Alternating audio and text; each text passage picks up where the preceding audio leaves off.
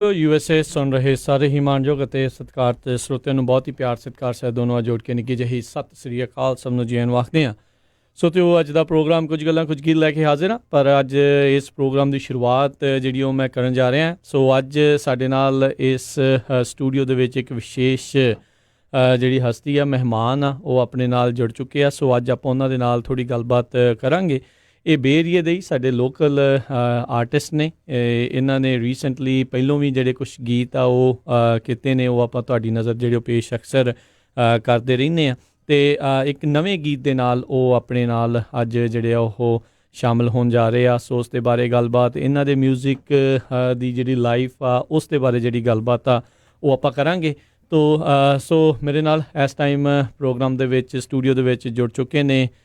Folk ਸਾਊਂਡਜ਼ ਦੇ ਨਾਮ ਦੇ ਨਾਲ ਜਿਹੜਾ ਮਿਊਜ਼ਿਕ ਇੰਡਸਟਰੀ ਦੇ ਵਿੱਚ ਜਾਣੇ ਜਾਂਦੇ, ਅਤੇ ਉੱਦਾਂ ਮੇਰੇ ਮਿੱਤਰ ਵੀ ਨੇ ਸੰਜੇ ਧਨੋਤਾ ਜੀ। ਸੰਜੇ ਜੀ ਆਇਆਂ ਨੂੰ ਸਵਾਗਤ ਹੈ। ਸਤਿ ਸ਼੍ਰੀ ਅਕਾਲ ਜੀ। ਸਤਿ ਸ਼੍ਰੀ ਅਕਾਲ ਜੀ। ਸਾਰੇ ਹੀ ਪੰਜਾਬੀ ਰੇਡੀਓ ਸੁਣਨ ਵਾਲਿਆਂ ਨੂੰ ਵੀ ਮੇਰੇ ਵੱਲੋਂ ਸਤਿ ਸ਼੍ਰੀ ਅਕਾਲ।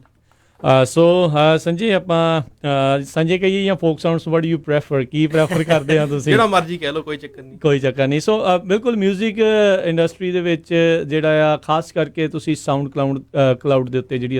ਉਹ ਸ਼ੁਰੂਆਤ ਕੀਤੀ। ਸੋ ਉੱਥੇ ਤੁਸੀਂ ਫੋਕ ਸਾਊਂਡਸ ਦੇ ਨਾਮ ਦੇ ਨਾਲ ਜਿਹੜਾ ਜ਼ਿਆਦਾ ਜਾਣੇ ਜਾਂਦੇ ਆ। ਸੋ ਮਿਊਜ਼ਿਕ ਵਾਲੇ ਤੁਹਾਨੂੰ ਉਸ ਨਾਮ ਦੇ ਨਾਲ ਜਿਹੜਾ ਉਹ ਜ਼ਿਆਦਾ ਜਾਣਦੇ ਨੇ, ਪਰ ਇਹ ਮੁੰਡਾ ਜਿਹੜਾ ਆ ਅਕਾਊਂਟੈਂਟ ਦਾ ਕੰਮ ਕਰਦਾ। ਸੋ ਹੌਬੀ ਦੇ ਵਜੋਂ ਇਹ ਸਾਰਾ ਕੁਛ ਜਿਹੜਾ ਉਹ ਕਰ ਰਿਹਾ। ਸੋ ਸੰਜੇ, ਮੈਂ ਸ਼ੁਰੂਆਤ ਤੋਂ ਅਕਸਰ ਜਿਹੜਾ ਸਾਰੇ ਜਣੇ ਸਵਾਲ ਪੁੱਛਦੇ ਹੀ ਹੁੰਦੇ ਆ, ਸੋ ਆਪਾਂ ਵੀ ਉਹਦੇ ਤੋਂ ਹੀ ਗੱਲ ਸ਼ੁਰੂ ਕਰਦੇ ਹਾਂ। ਮਿਊਜ਼ਿਕ ਵੱਲ ਰੁਝਾਨ ਜਿਹੜਾ ਤੁਹਾਡਾ, ਇੰਟਰਸਟ ਤੁਹਾਡਾ ਕਦੋਂ ਤੋਂ ਸੀਗਾ? ਐਕਚੁਅਲੀ ਮੈਂ ਜਦੋਂ ਛੋਟਾ ਹੁੰਦਾ ਸੀਗਾ, ਮੈਂ ਪਹਿਲਾਂ ਉਸਤਾਦ ਲਾਲ ਸਿੰਘ ਭੱਟੀ ਜੀ ਨਾਲ ਪਹਿਲਾਂ ਢੋਲ ਸਿੱਖਦਾ ਹੁੰਦਾ ਸੀਗਾ। ਠੀਕ ਹੈ। ਤਾਂ ਉੱਥੋਂ ਫਿਰ ਮੈਨੂੰ ਇਹ ਥੋੜ੍ਹੀ ਜਿਹੀ ਕਿਊਰੀਓਸਿਟੀ ਹੋ ਗਈ ਕਿ ਇਹ ਭੰਗੜਾ ਜਿਹੜਾ ਆ ਇਹ ਕਿੱਥੋਂ ਆਇਆ, ਹੈ ਨਾ। ਓਕੇ। ਤਾਂ ਉੱਥੋਂ ਫਿਰ ਮੈਨੂੰ ਇਹ ਪਤਾ ਲੱਗਾ ਕਿ ਪੰਜਾਬੀ ਫੋਕ ਹੁੰਦਾ ਸੀਗਾ ਪਹਿਲਾਂ 1970s 1980s ਵਿੱਚ। ਤਾਂ ਉੱਥੋਂ ਫਿਰ ਮੇਰਾ ਇੰਟਰਸਟ ਪੈ ਗਿਆ ਪੰਜਾਬੀ ਫੋਕ ਵੱਲ, ਅਤੇ ਗੀਤ ਮੈਂ ਸੁਣਨ ਲੱਗ ਪਿਆ ਸੀਗਾ ਪੁਰਾਣੇ ਜਿਹੜੇ 1970s ਦੇ ਸੀਗੇ, 1980s ਦੇ ਸੀਗੇ ਗੀਤ। ਠੀਕ ਹੈ। ਤਾਂ ਉੱਥੋਂ ਫਿਰ ਮੈਂ ਆਪਣੀ ਇਹ ਏਲੀਅਸ ਸ਼ੁਰੂ ਕੀਤੀ ਸੀਗੀ, ਫੋਕ ਸਾਊਂਡਸ ਦਾ ਨਾਂ ਜਿਹੜਾ ਆ। ਉੱਥੋਂ ਫਿਰ ਮੈਂ ਸਾਊਂਡ ਕਲਾਊਡ ਬਣਾਇਆ ਸੀਗਾ 2011-2012 ਵਿੱਚ। ਠੀਕ ਹੈ। ਅਤੇ ਉਸ ਤੋਂ ਬਾਅਦ ਫਿਰ ਮੈਂ ਹੌਲੀ ਹੌਲੀ 2016 ਵਿੱਚ ਇਹ ਓਰੀਜਨਲ ਗੀਤ ਵੀ ਸ਼ੁਰੂ ਕੀਤੇ ਸੀਗੇ, ਮਾੜੇ ਬਣਾਉਣੇ। ਠੀਕ ਹੈ। ਸੋ ਇਹ ਦੱਸਦੇ ਜਾਈਏ ਆਪਣੇ ਜਿਹੜੇ ਸਰੋਤਿਆਂ ਨੂੰ, ਉਹ ਇੱਥੋਂ ਦੇ ਹੀ ਇਹ ਜੰਪਲ ਹੈਗੇ ਨੇ ਸੰਜੇ। ਪੰਜਾਬੀ ਬੋਲਦੇ ਬੜੀ ਸੋਹਣੀ ਆ, ਅਤੇ ਹੁਣ ਇਹ ਕਹਿੰਦੇ ਵੀ ਹੁਣ ਇਹਨਾਂ ਨੇ ਲਿਖਣੀ ਸ਼ੁਰੂ ਕੀਤੀ, ਪਰ ਇਹਨਾਂ ਦੇ ਜਿੰਨੇ ਵੀ ਗੀਤ ਹੈ 100% ਪਿਓਰ ਪੰਜਾਬੀ ਜਿਹੜੇ ਉਹ ਹੁੰਦੇ ਆ। ਸੋ ਇਹ ਵੀ ਇੱਕ ਬੜੀ ਦਿਲਚਸਪ ਜੀ ਜਿਹੜਾ ਵਾਕਿਆਤ ਹੈਗਾ ਆ। ਨਹੀਂ ਤਾਂ ਅਕਸਰ ਆਪਾਂ ਸੰਜੇ ਇੱਥੇ ਦੇਖਦੇ ਹਾਂ ਵੀ ਲੋਕ ਪੰਜਾਬੀ ਤੋਂ ਕਿਤੇ ਨਾ ਕਿਤੇ ਦੂਰ ਹੋ ਜਾਂਦੇ ਆ, ਪਰ ਤੁਸੀਂ ਇਹੀ ਰਾਹ ਜਿਹੜਾ ਚੁਣਿਆ ਅਤੇ ਇੱਕ ਲੋਕ ਗੀਤ ਜਾਂ ਲੋਕ ਮਿਊਜ਼ਿਕ ਜਿਹਨੂੰ ਕਹਿੰਦੇ ਆ, ਸੋ ਉਸ ਦੇ ਵੱਲ ਨੂੰ ਹੀ ਜਿਹੜਾ ਚੁਣਿਆ। ਬਾਕੀ ਵਾਲੇ ਪਾਸੇ ਕਿਉਂ ਨਹੀਂ ਗਏ?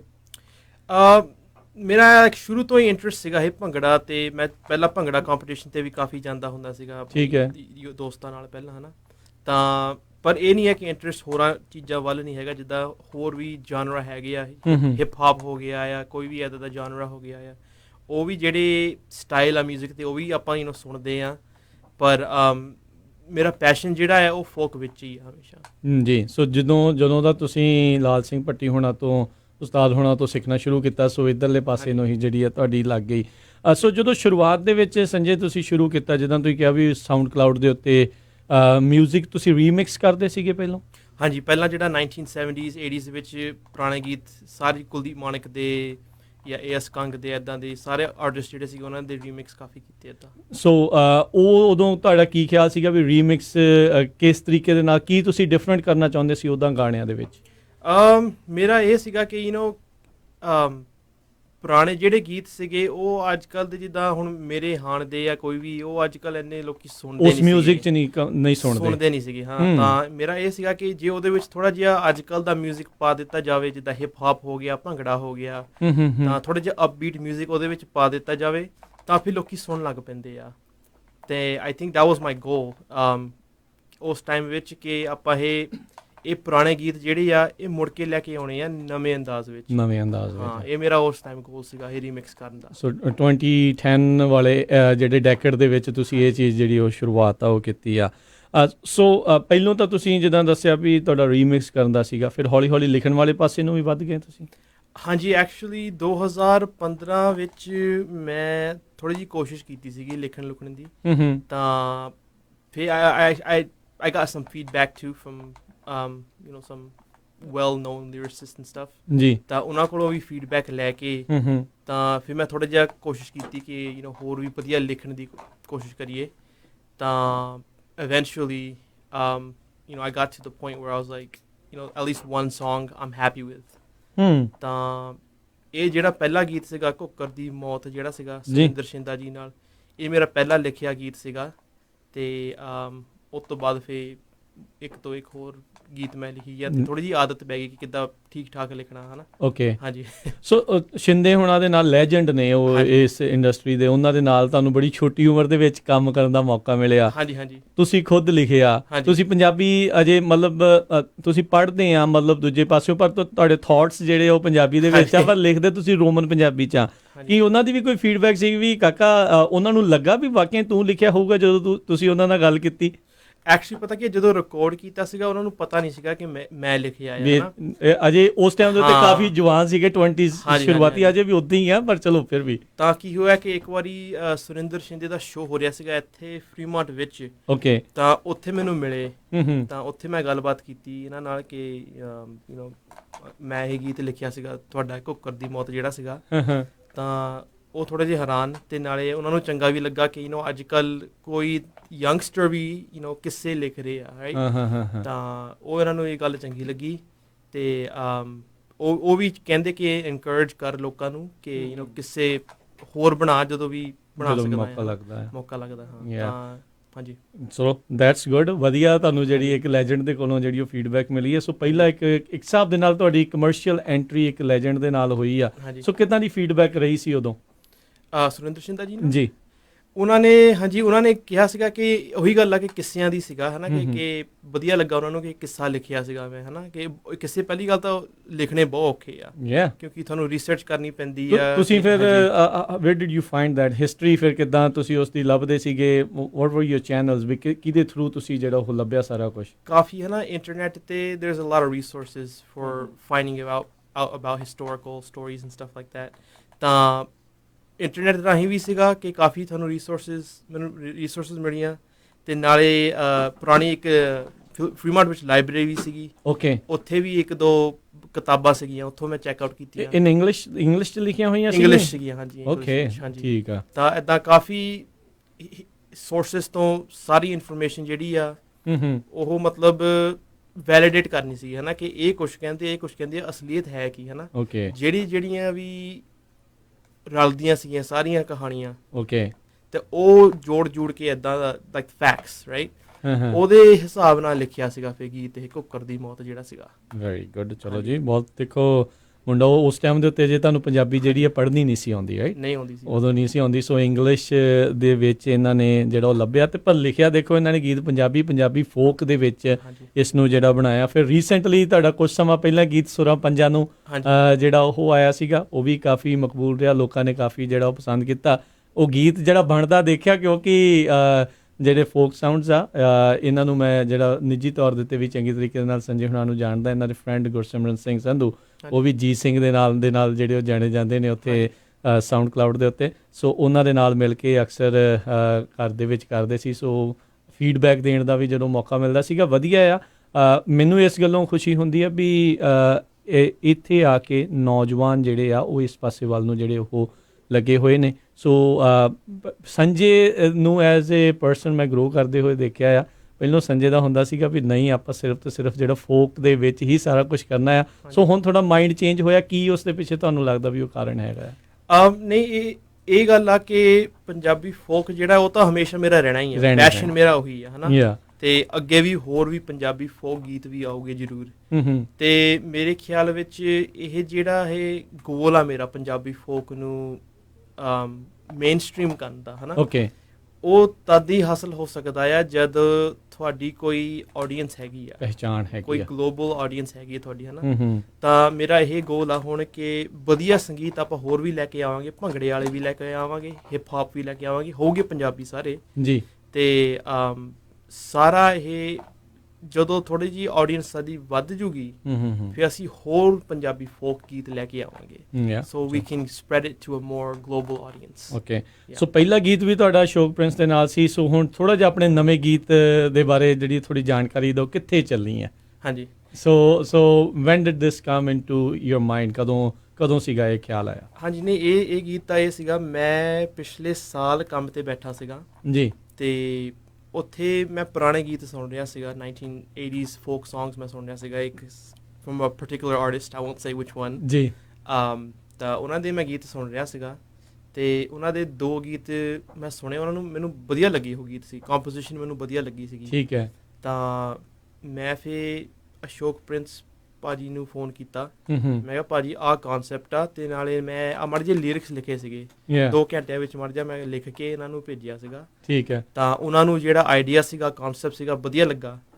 ਤਾਂ 2 ਦਿਨ ਬਾਅਦ ਸ਼ਨੀਵਾਰ ਨੂੰ ਹੀ ਉਹਨਾਂ ਨੇ ਫਿਰ ਰਿਕਾਰਡ ਕਰਤਾ ਸੀਗਾ ਗੀਤ ਓਕੇ ਤਾਂ eventually we got to production stage and then track was made so ਕਿੰਨਾ ਟੋਟਲ ਸਮਾਂ ਉਹਨਾਂ ਨੇ ਤਾਂ ਵੋਕਲ ਜਲਦੀ ਕਰਤੇ ਮਿਊਜ਼ਿਕ ਬਣਾਉਂਦਿਆਂ ਨੂੰ ਸਾਰਾ ਕੁਝ ਪ੍ਰੋਡਿਊਸ ਕਰਦਿਆਂ ਨੂੰ ਮਾਸਟਰਿੰਗ ਵਗੈਰਾ ਕਰਦਿਆਂ ਨੂੰ ਕਿੰਨਾ ਚਿਰ ਹੋਰ ਲੱਗ ਗਿਆ ਉਹ ਪਤਾ ਕੀ ਕਾਫੀ ਟਾਈਮ ਲੱਗ ਗਿਆ ਵਿੱਚ I won't go into the details of what exactly happened but coffee delay ਸਾਡਾ ਹੋਇਆ ਸੀਗਾ ਗੀਤ ਐਕਚੁਅਲੀ ਪਿਛਲੇ ਸਾਲ ਹੀ ਕੰਪਲੀਟ ਸੀਗਾ ਓਕੇ ਤੇ ਪਿਛਲੇ ਸਾਲ ਹੀ ਆ ਜਾਣਾ ਚਾਹੀਦਾ ਸੀਗਾ ਇਹ ਗੀਤ ਵੀਡੀਓ ਵੀ ਨਾਲ ਪਿਛਲੇ ਸਾਲ ਹੀ ਆ ਜਾਣੀ ਚਾਹੀਦੀ ਸੀਗੀ ਪਰ ਕੁਝ ਕਾਰਨ ਕਰਕੇ ਉਹ ਆਪਾਂ ਨਹੀਂ ਕਰ ਸਕੇ ਓਕੇ ਸੋ ਅੱਜ ਕੱਲ ਦਾ ਜਿਹੜਾ ਸੰਜੇ ਜ਼ਮਾਨਾ ਇਹੀ ਆ ਵੀ ਇੱਕ ਗੀਤ ਕਰੋ ਵੀਡੀਓ ਨਾਲ ਬਣਾਓ ਜਿਹੜੇ ਉਹ ਕਰੋ ਸੋ ਤੁਸੀਂ ਹੁਣ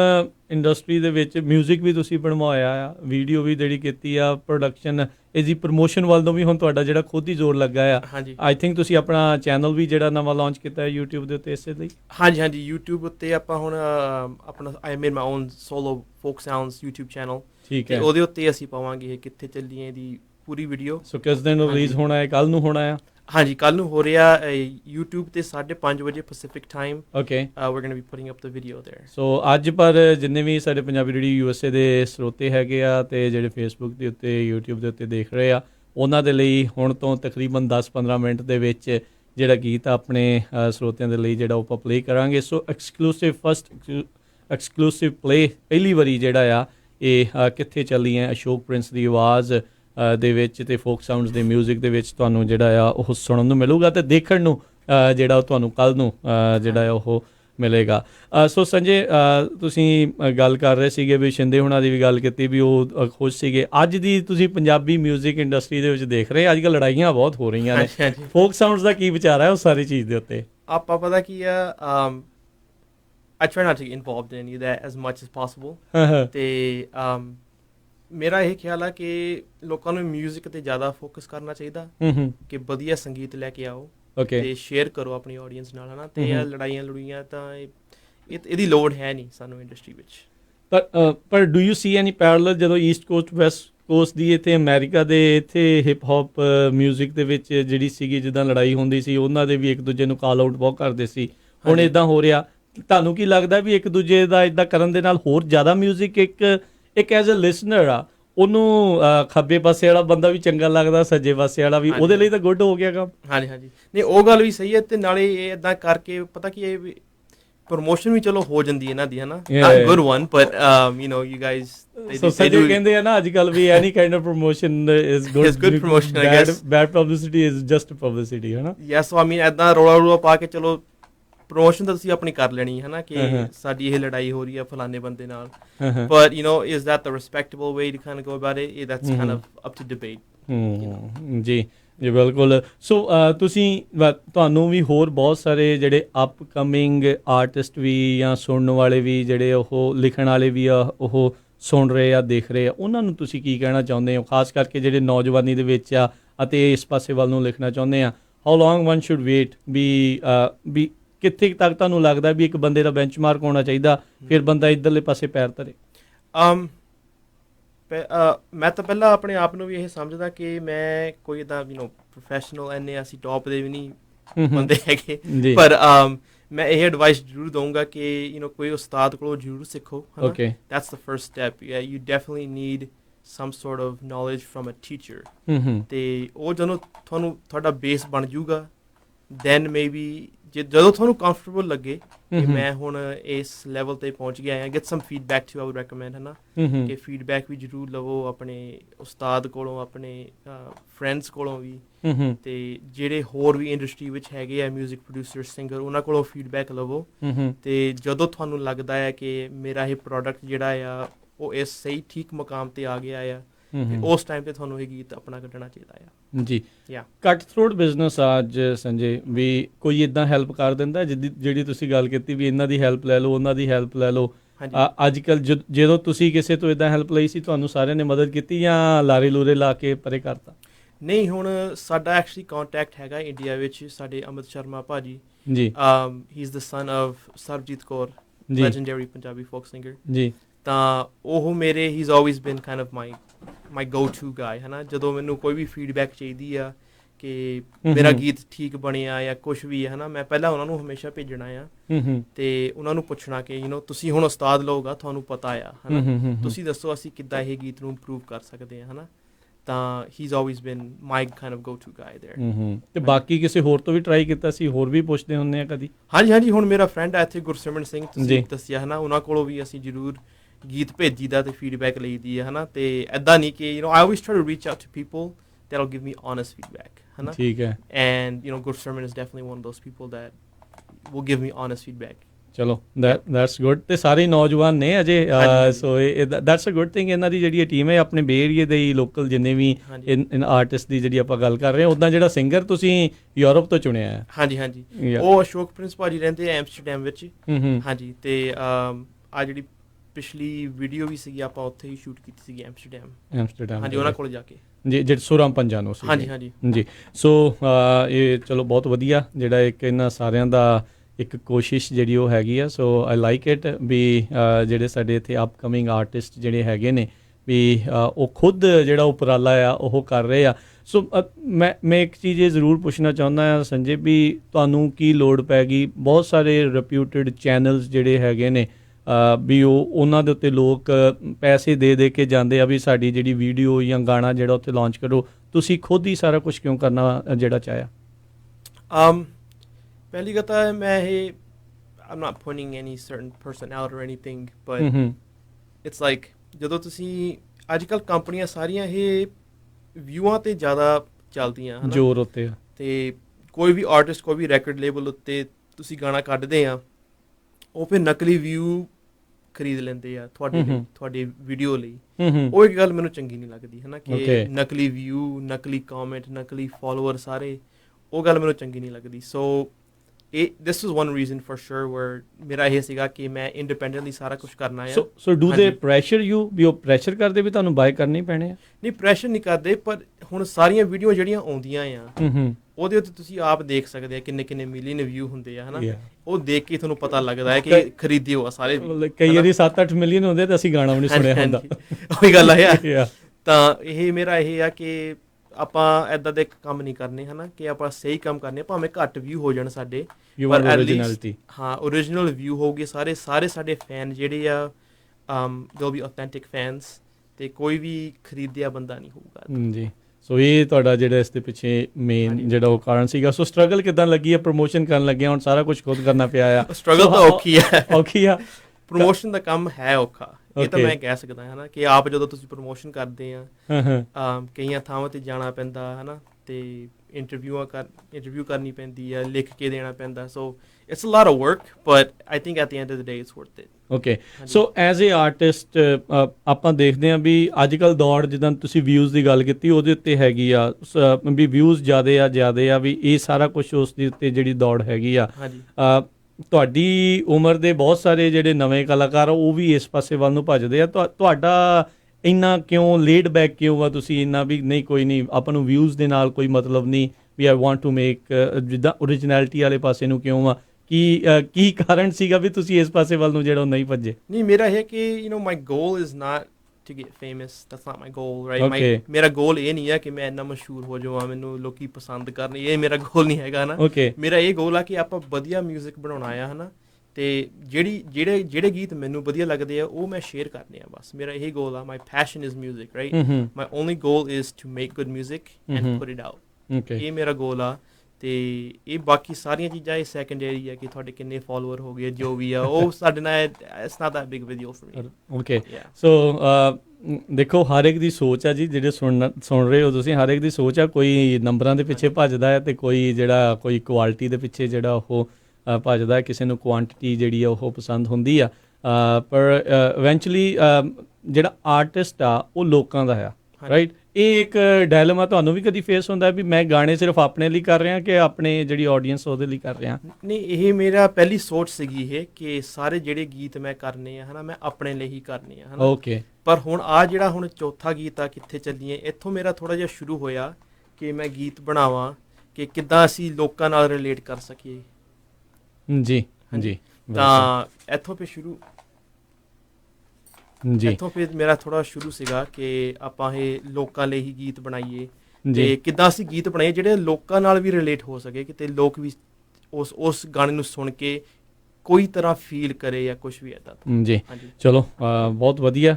ਸੋ ਬਹੁਤ ਚੰਗਾ ਲੱਗਾ ਹੈ ਤੁਹਾਡੇ ਨਾਲ ਸੰਜੇ ਜਿਹੜੀਆਂ ਗੱਲਾਂ ਬਾਤਾਂ ਕਰਕੇ ਸੋ ਬੈਸਟ ਆਫ ਲੱਕ ਆ ਸੋ ਜੇ ਤੁਸੀਂ ਹੋਰ ਇਸ ਗੀਤ ਦੇ ਬਾਰੇ ਕੋਈ ਵੀ ਤੁਸੀਂ ਜਾਣਕਾਰੀ ਕੋਈ ਇਨਫੋਰਮੇਸ਼ਨ ਜਿਹੜੀ ਸਾਂਝੀ ਕਰਨੀ ਆ ਜ਼ਰੂਰ ਸਾਡੇ ਸੁਣਨ ਵਾਲੇ ਸਰੋਤਿਆਂ ਨੂੰ ਫੇਸਬੁੱਕ ਤੇ YouTube ਦੇ ਉੱਤੇ ਜਿਹੜੀ ਸ਼ੇਅਰ ਕਰੋ ਤੁਸੀਂ ਹਾਂਜੀ ਨਹੀਂ ਇਹੀ ਮੈਂ ਬਸ ਦੱਸਣਾ ਸੀਗਾ ਕਿ ਅੱਜ ਅਸੀਂ ਤੁਹਾਡੇ ਲਈ ਪਹਿਲਾ ਐਕਸਕਲੂਸਿਵ ਪਲੇ ਲੈ ਕੇ ਆਏ ਹਾਂ ਕਿੱਥੇ ਚੱਲੀਏ ਜੀ written and produced by myself ਤੇ vocal Ashok Prince from Amsterdam ਤੇ ਅਸੀਂ ਹੁਣ ਪਹਿਲੀ ਵਾਰੀ ਤੁਹਾਡੇ ਲਈ ਇਹ ਲਾਉਣ ਲੱਗੇ ਹਾਂ ਰੇਡੀਓ ਤੇ ਫਰਸਟ ਐਕਸਕਲੂਸਿਵ ਪਲੇ ਲਓ ਜੀ ਤੁਹਾਡੀ ਨਜ਼ਰ ਜਿਹੜਾ ਪੇਸ਼ ਕਰਦੇ ਹਾਂ ਇਹ ਗੀਤ ਕਿੱਥੇ ਚੱਲਦੀ ਹੈ ਸੋ ਗੀਤ ਸੁਣਦੇ ਹਾਂ ਤੇ ਗੀਤ ਤੋਂ ਬਾਅਦ ਦੇ ਵਿੱਚ ਫਿਰ ਮੁੜ ਕੇ ਵਾਪਸ ਆਉਂਦੇ ਹਾਂ ਤੇ ਫਿਰ ਥੋੜੀ ਫੀਡਬੈਕ ਜਿਹੜੀ ਆਪਾਂ ਦੱਸਦੇ ਹਾਂ ਸੋ ਲੈਟਸ ਹੀਅਰ ਇਟ ਕੀ ਕਹਿੰਦੇ ਨੇ ਇਸ ਗੀਤ ਦੇ ਵਿੱਚ ਕਿੱਥੇ ਚੱਲੀ ਹੈ